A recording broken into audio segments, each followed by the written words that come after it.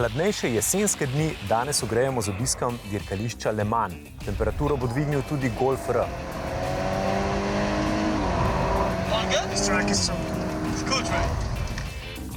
Zlezemo pod dve Hondi in pogledamo, kako podvozje postane udobno in vozniško čvrsto. V kvizu pa iščemo prav posebno žival. Pozdravljeni v avtomobilnosti. Na avtocesti je en bolj zoprnih pogledov na trenutek, ko en tovornjak začne prehitevati drugega.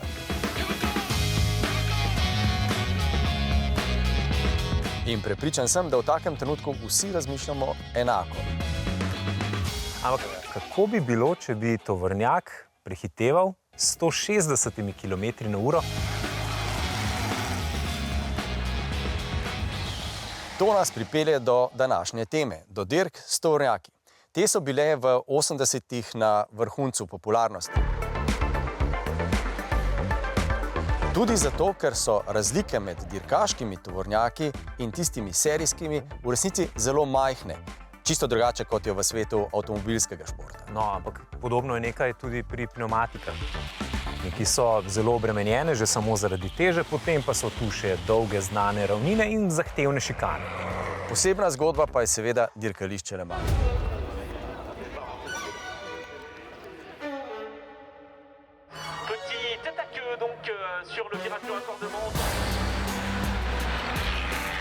V preteklosti so bile dirke bolj atraktivne in sicer, da so vsi vozniki štartali za štartno črto in stekli na drugo stran dirkališča ter skočili noter v avto, ga prižgali in potem speljali. Tako da neka taka posebnost, Dramatičen začetek. ki pa je zdaj ni več.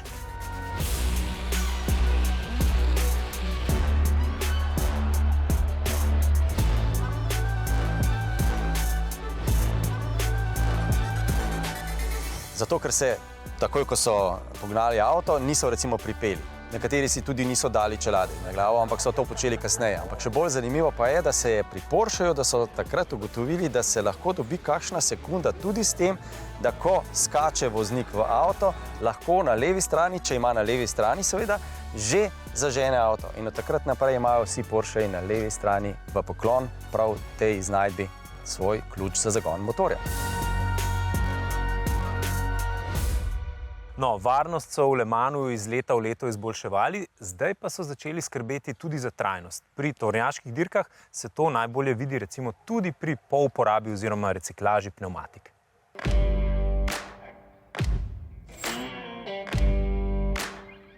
The structure that we have on the racing tires is a structure which is in fact the same as the one used on our traditional tires. So that structure is made and developed in order to be capable to make 250,000 kilometers and be retreaded.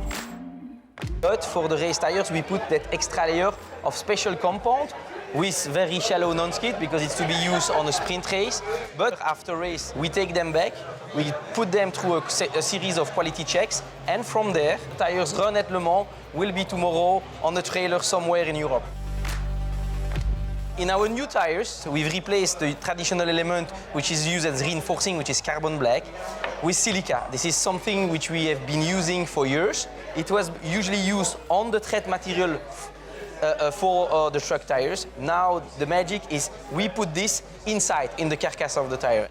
Those metallic elements which are in the tire are surrounded by a compound which has a content of silica. And what's great about that is, first of all, it helps us have a tire which has still a very good mileage, because we don't put all the burden of delivering low energy consumption on the tread, but also on the carcass. And we use a specific silica material. This silica usually is made out of sand. Now what we do is we take what we call rice husk ash silica, so from rice that you can eat. You still keep that part for eating, to feed people or animals. And then you have the husk. This husk is being dried, then burned to create energy, for example, to produce electricity. Then out of this burning, you have ashes, and those ashes are treated chemically. So if you take those ashes and you treat them, you get a silica material that is renewable because it's part of that circle, and that you can put into tires. And thanks to that, we can do with our EQ Max up to 55% content of sustainable material. we are pushing, and Goodyear has the commitment to bring in 2030 a tire which is made of full sustainable material. There is lots of work. There are already passenger tires which are beyond 80%, which are on sales in the US. We've developed tires which are beyond 90%, and it's doing tires which are containing a very high amount of sustainable material. We can do it. The big challenge in sustainable material is not necessarily to go after the biggest amount of sustainable material, because the problem is how to get enough of the material to go into mass production and at a reasonable price. Zdaj, ko je malce bolj mirno, predlagam, da se pomenimo o tehniki. In zdaj, ta vikend se s to stezo ukvarjajo 5300 kg težki tovornjaki in s to visoko maso se spopada 1200 koničev. Največji navor je 5500 Nm, pride pa iz 13000 kubičnih centimetrov velikih motorjev.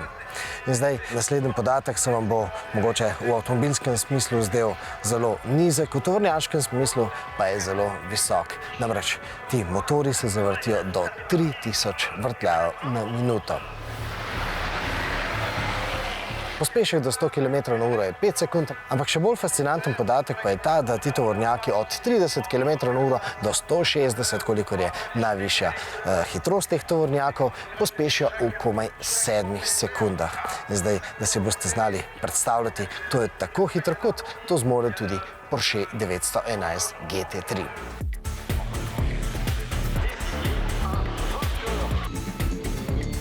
Seveda pa je vse te težke tovornjake treba tudi ustaviti in zato imajo te tovornjaki poleg klasičnega zavornega tokokroga še en zasilen, ki mora prijeti v vsakem trenutku vsaj 2 kolesi, tudi takrat, ko glavni zavorni sistem odpove. Seveda pa to ne pomeni, da do stikov med tovornjaki ne prihaja. Kar nekaj sem jih posnel, no, ob naslednjem kadru pa vsem ljubiteljem dirk moje generacije sporočam, da sem se počutil kar malce nostalgično.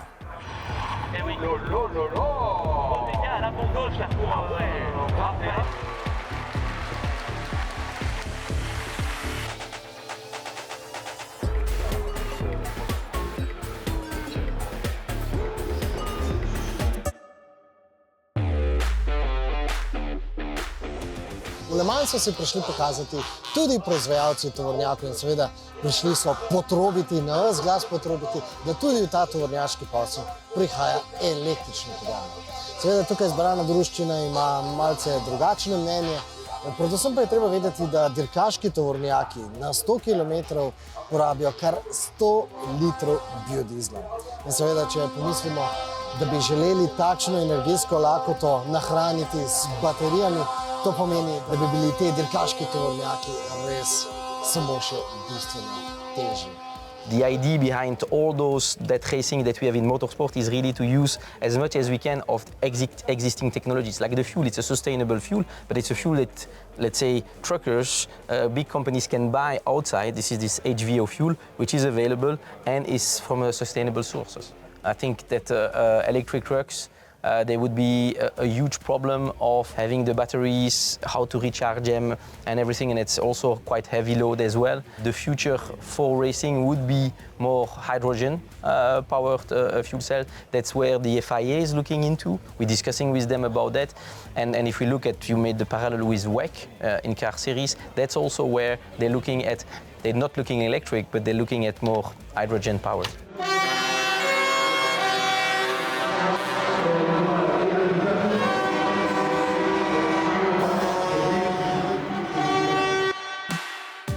Ko govorimo o športnih Volkswagenih, je prva misel zagotovo oznaka GTI. Ampak GTI še ni najhitrejši oziroma najmočnejši Volkswagen. Manjka še najmočnejša črka in to je črka R.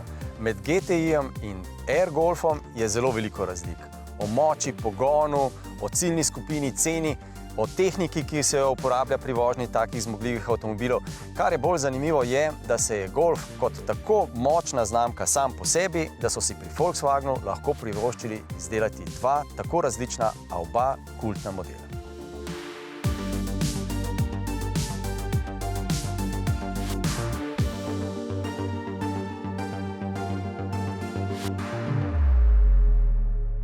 Imamo golfa, torej model, ki ne potrebuje prav nobene dodatne predstavitve.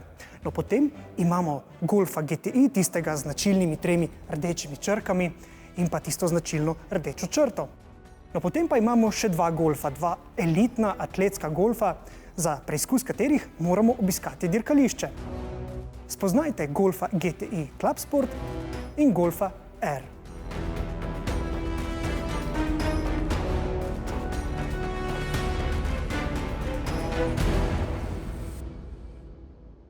Naziv Club Sport že sam nakazuje na to, da je ta golf namenjen tistim, ki želijo z njim uživati na track dayih. No in golf Club Sport ima v primerjavi s klasičnim GTI-jem nekoliko povečano moč motorja. Golf GTI Club Sport ima v slogu turnih avtomobilov, kot je na primer golf TCR, pogon le na prednji kolesni par. How do we achieve good cornering with a front-wheel driven car like the Golf GTI Club Sport? The first, in any car, it doesn't matter the traction, entry speed is everything. If you enter too fast, then you're going to exit too slow. So it's always, you need to enter slow to exit fast. It's what you want for racing. So in a front-wheel drive, car is a little bit nervous on the back. All of the hatchbacks are like that. And it's because it's the way to go fast on the exit. So you can play more with the weight of the car. You can transfer a little bit more. The rear gets a little bit loose on the braking because all the pressure goes on the front. So the back is lighter. And then the car will create a rotation. So probably the exit speed is going to be slower on a front-wheel drive, but you can still manage it, especially with a proper hatchback. Like it's always lighter, always nervous, and it's way more fun like that. No, tako pa smo že prišli na področje štirikolesno gnanega športnega golfa, torej golfa R. No, zakaj je njegov štirikolesni pogon poseben? Four-wheel drive is obviously very important in terms of driving on slippery surfaces, ice driving. Yeah, but how can the four-wheel drive be good on a tarmac racetracks driving? Well, the secret there is that you can play with the traction. You can have more traction on the front or on the back. It's always depending on what the car is it's reading from the situation. You know, like for example, if you're in a very slippery situation and you steer in and you go on the gas, normally you will create understeering, which is when the car is going forward, no? In this case, the car will recognize this and it will start sending more power to the rear. So that is helping you to create a pivoting or create a rotation on the car like you will see on racing, and the car is like sliding out, providing you a lot of more grip and a lot of more exit speed as well. And it's also because of the differential that we have. The torque splitter on the back, it's always helping you to have more traction on left or right, depends on the situation. And of course, same again, as pivoting. If I have a left-hand turn and I start going on the gas, it will send more power to the outside, less to the inside. So what it's doing is creating this movement. So at the end, I can keep pushing on the exit of the corner, and I can have a proper rotation to exit really fast and with a lot of amount of gas. Normally, when you have, let's say, only front-wheel drive, you need to be very smooth on it so you don't get understeering. Or if it's only a rear-wheel drive, then you're creating oversteering. So then you have to be way smoother on the gas. And in this situation, the car is helping you a lot to create proper power or proper speed exit without creating any of these situations. Testnega golfa R smo lahko novinarji na kratko preizkusili na cestah in avtocesti v okolici dirkališča Lausitzring. Ob testni vožnji sem se še posebej spoprijateljil z voznim programom Nürburgring. Ta program je namreč zelo primeren za dinamično vožnjo po javnih cestah.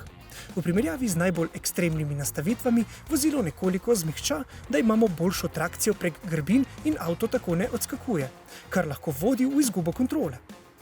No, tako se vozi na primer v Sloveniji, pa tudi na Nürburgringu. In kaj je običajno glavna razlika med dinamično vožnjo na odprtih cestah in dirkaško vožnjo na dirkališčih?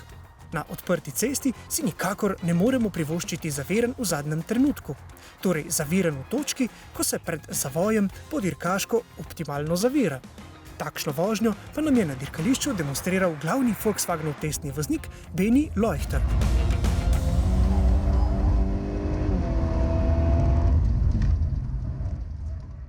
Voziti vozilo, ki v osnovi ni dirkalnik na limitu, pomeni izjemno velike obremenitve za tehniko. Pogosto se tako ob preizkušanju vozil na poligonih srečamo s pregretimi zavorami, ki niso kos motornim zmogljivostim in visokim hitrostim, ki jih lahko s takšnimi športnimi avtomobili dosegamo. Kako so se tega izziva lotili pri Volkswagenu? We did a track day in Jerez, which is super warm. We had 40 degrees outside and we had no problems, no overheating, not even with the brakes. Of course, we always make cooling laps and we take care of it, but I was really impressed that the car never broke down. So it's a really good, reliable car and it's all the time full throttle. We never back down, it's always on the limit. And the car never breaks down, which is not common in normal cars, in new cars. You know, when you really push the cars on the track, yeah, they can get some problems. You know, the cars are not really made for the track because this one is developed on the track. Yeah, it's made for it. It really, you can go and just have fun with it and don't take many care of it and just say, yeah, let's go back home. It's okay.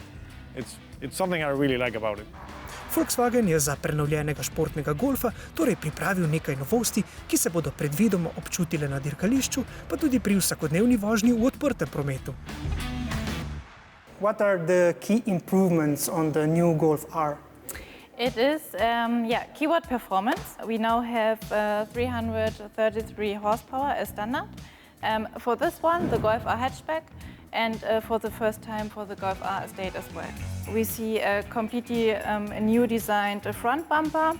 Where do we see this new design, or what is new actually on the front bumper? Especially this part. It's called air curtain, so basically you can look through. It is a design feature, but has an advantage in aerodynamics as well. And then you see, we call it hockey sticks, because they look a bit like them. Why hockey sticks? Why not golf sticks? That's a good idea to call it golf sticks. Maybe you can change the PR materials now. Yeah, that's a good idea actually. You see here our performance package. It has the bigger spoiler, titanium exhaust system. It's from Akrapovic. It's an option. The look is the same like for the previous model, but the sound was even more improved, and an optional towing hitch. Can you choose performance package and towing hitch? Yes. So Akrapovic and towing hitch and you have spoiler. both. Perfect. That's a nice combination. Yeah. Kaj pa najljubša novost za dirkače? The new wheels, they're really, really cool. They're forged, so they're lighter. They're 2.2 kilos lighter, so you can really feel it. And also the aerodynamic improves. So the ventilation for the brakes is even better now. So they're lasting longer without overheating. So Napočil je čas za vaš najljubši kviz. Preden gremo na novo vprašanje, pa ponovimo oziroma damo odgovor na vprašanje preteklega tedna. Spraševali smo vas, do katere hitrosti Mercedes na nemških avtocestah zagotavlja avtonomno vožnjo 3. stopnje. In odgovor je do 95 km/h. Morda se zdi to malo, še posebej, ker govorimo o avtocesti, a je v resnici kar velik ne samo tehnološki, ampak tudi pravno-zakonodajni korak naprej. Že prej je sistem deloval na nekaterih delih velike nemške avtoceste, zdaj pa je Mercedes pridobil ustrezna potrdila in dovoljenja za uporabo tega sistema na vseh delih nemškega avtobana, kar je seveda že samo po sebi zelo pomemben mejnik. Morajo pa biti izpolnjeni tudi vsi potrebni pogoji, sicer voznik sistema ne more aktivirati.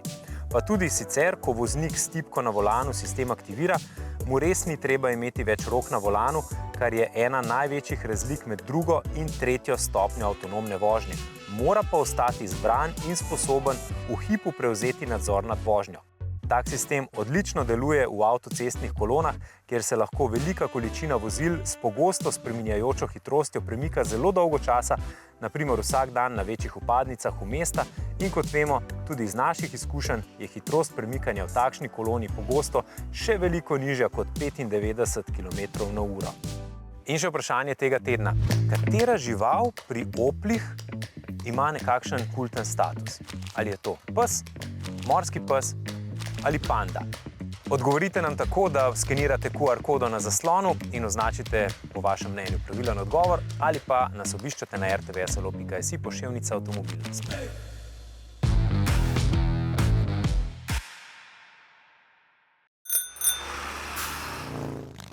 V zadnjem stoletju smo ljudje spoznali izjemen pomen nafte. Ta na svetovno sceno stopi konec 19. in v začetku 20. stoletja. Ko pride nafta dokončno v modo, se hitro ugotovi velika geopolitična krivica. Saj eni nafto imajo, drugi pa ne. Rabimo pa jo vsi. In tako pride ne le do vojn, ampak tudi do tega, da ugotovimo, kaj z ogromnimi količinami naftnega denarja kdo počne. Eni v puščavah gradijo smučišča, drugi vlagajo v vojaško industrijo, tretji na severu Evrope pa recimo gradijo električne in vodikove postaje. Ko v rezervoar natočimo bencin, ta opravi delo in ga ni več. Nihče ga nima več. Pri bateriji pa je drugače in to dolgo niso vedeli tudi tisti, ki so jih vgrajevali v avtomobile. Nov poslovni koncept bo temeljil na tem, da baterije nikoli ne prodaš, še posebej ne avtomobilske. Ko se enkrat dokoplješ do surovin za baterije, jih ne izpustiš več. Ko daš ta paket najprej recimo v baterijski sklop za avto, je tam 10 ali pa 20 let. Potem gre v novo življenje in v nov najem, recimo za zalogovnik doma. Potem še kakšno delo opravi še 10 ali 20 let, v glavnem po 50 letih baterijo vzameš nazaj, jo recikliraš in daš v ponovni najem za naslednjih 50 ali kolikorkoli že let. To pa je popolnoma nov koncept, ki bo vplival tudi na ceno avtomobilov, na lastništvo in na njegovo rabo. Samo pomislimo na to, da bo neka tovarna imela nekoč nekaj 100 milijonov električnih avtomobilov, se pravi 100 milijonov baterij. Samo pomislimo, ko bo imela neka tovarna več milijonov električnih avtomobilov na trgu in bodo lastniško njeni, jih bo lahko premikala sem in tja celo stoletje. Mogoče še več. To pa ne pomeni samo to, da bodo novi lastniki baterij, novi naftarji, ampak spremeni tudi geopolitične in ekonomske vzorce zadnjega stoletja.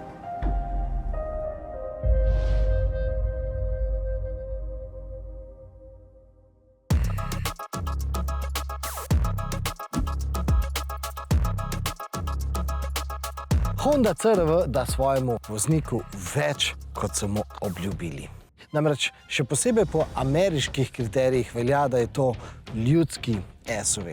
Ampak tudi tukaj v Evropi velja, da je to SUV za zmerneže, za tiste, ki so pripravljeni vzeti kompromis, se pravi za racionalne voznike.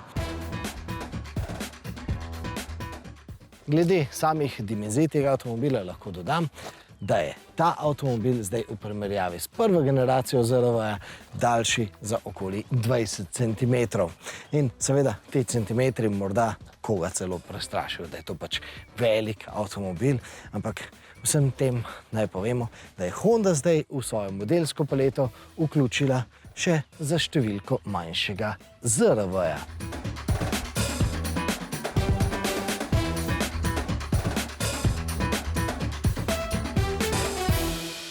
Poglejte, kako dobesedno na stežaj se odpirajo tale vrata. Praktično pod pravim kotom.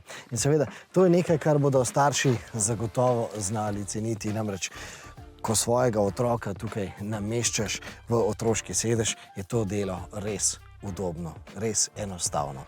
Zmernost čutimo tudi pri prtljažnem prostoru. Prostornost tega prtljažnika je pravzaprav pričakovana, okoli 600 litrov, se pravi, govorimo kar o velikem prtljažniku, ampak predvsem je njegova prednost to, da je zelo, zelo kockast in zelo uporaben. In kar se tiče same uporabnosti, lahko vam poročam, v ta prtljažnik sva s sinom pospravila njegovo gorsko kolo z 29 palčnimi kolesi in vsa kolesa so ostala gor, samo poklopila sva polovico te zadnje klopi in torej bi se lahko poleg tega kolesa v tem CR-V peljali celo 3 potniki. CR-V pa z ZR-V-jem druži tudi pogonski sklop, hibridni pogonski sklop in če bi se morda vam zdelo, da je 110 kW, koliko zmore bencinski motor za tako velik SUV premalo, lahko dodam, da je tukaj na razpolago tudi elektromotor, ki potem pomaga do skupne moči 135 kW oziroma do 184 konjičev v tistih bolj uveljavljenih merah. In zdaj, bolj kot vsa ta moč, pa je pomembno, da je vsa ta moč na razpolago brez obotavljanja. Avtomobil se na desno stopalko odzove hipno in predvsem pa pomembno je, da tudi ko voznik redno in zelo pogosto odločno pritiska na desno stopalko, ta avtomobil bistveno ne dvigne porabo.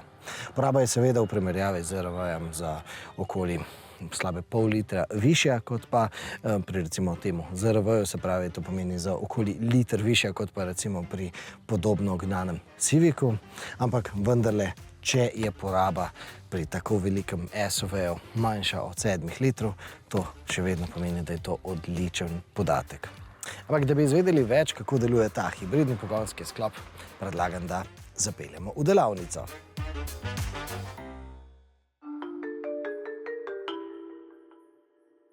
E-HEV pri Hondi deluje na več načinov.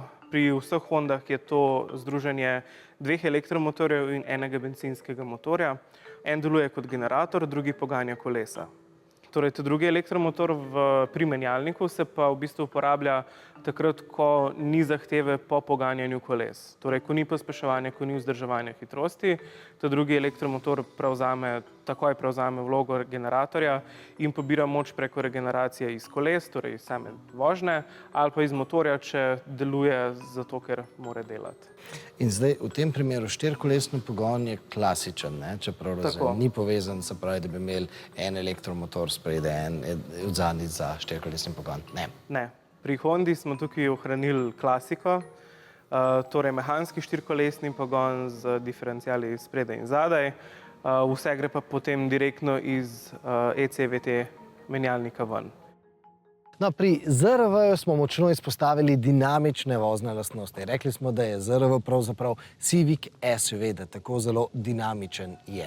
No, za številko večji CRV je manj dinamičen, je bistveno mehkeje nastavljen. Zdaj, koliko manj dinamičen je? Ja, no, toliko, da recimo vsaj v mojem primeru CRV v primerjavi z ZRV-jem zmaga v tej primerjavi. Namreč tudi pri tem CRV-ju dejansko dobite tisti zanesljiv krmilni mehanizem. Volan je izredno natančen in pa tudi izredno direkten. Torej, tudi s tem avtomobilom se da kar precej uživati v ovinkih. Tudi, ko pride kakšna udarna luknja, se ta avtomobil ne strese, ga ne premetava in razlog za to pa je še ena tehnična novotarija, ki jo ponuja CRV. Gremo nazaj v delavnico.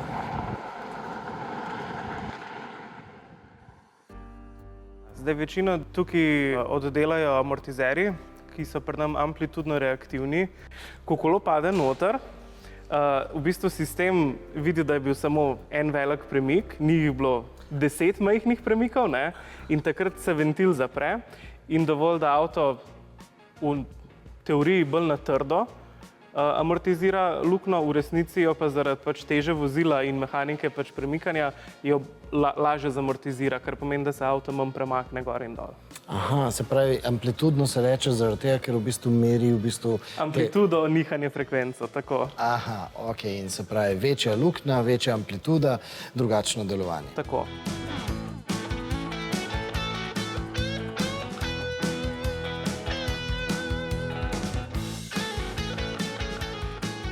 CRV, HRV ali ZRV pri Hondi so vedno želeli s kraticami osmisliti, kaj avto ponuja samemu uporabniku. CRV je recimo Comfortable Runabout Vehicle. Recimo udobno vozilo za vse povsod. No, HRV je High Rider Revolutionary Vehicle.